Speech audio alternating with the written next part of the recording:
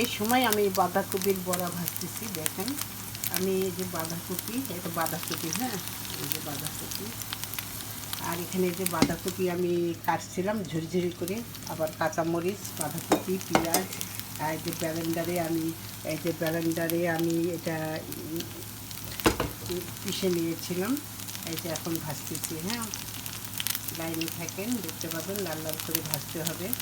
আর এর মধ্যে আমি মশলা একটু কাঁচামরিচ কুচি করে দিয়েছিলাম, আর শুকনা গুঁড়া মরিচ, একটু আদা রসুন বাটা, একটু জিরা ধনে দিয়েছিলাম, ধনে পাতা একটু দিয়েছিলাম, দেওয়ার পরে আর বাঁধাকপিটা একটু বেশি করে দিয়েছি। এটা পেঁয়াজ অল্প আছে, বাঁধাকপিটা বেশি কাটা আছে।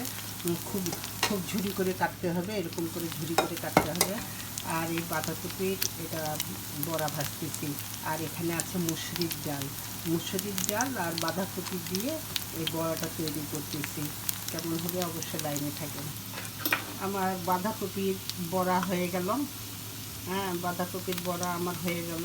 এটা হচ্ছে বাঁধাকপির বড়া, খুব ঝুরি করে বাঁধাকপি, আর হচ্ছে মুসুরির ডাল, আর আদা রসুন বাটা, জিরা ধনে গুঁড়া, আর কাঁচামরিচ একটু ঝুরি করে কাটি দিতে হবে, ধনে পাতা দিয়েছি আমি, সব দিয়ে মিক্সড করে হলুদ লবণ সব কিছু ঠিক মতো আন্দাজ মতো করে দিতে হবে। দেওয়ার পরে তারপরে এটা ভাজতে হবে, খুব সুন্দর লাগে খেতে। বেশি পেঁয়াজ লাগে না, বাঁধাকপিটা এই পেঁয়াজের মতো দেখতে লাগে, ভালোই লাগে, মিষ্টি মিষ্টি করে, ঝাল মিষ্টি করে, খুব সুন্দর লাগে। আপনারাও ভাজে খাবেন, খুবই ভালো, গরম ভাত দিয়ে খাইতে অনেক সুন্দর লাগে। আপনারাও খাবেন।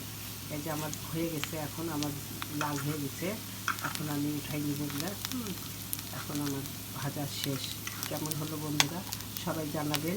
যদি ভালো লেগে থাকে লাইক কমেন্ট দেবেন, পাশে থাকবেন। আমিও আপনাদের পাশে সব সময়ের জন্য আছি, থাকবো। সবাইকে টাটা, বাই বাই। সবাই সুস্থ থাকেন, ভালো থাকেন, বাই।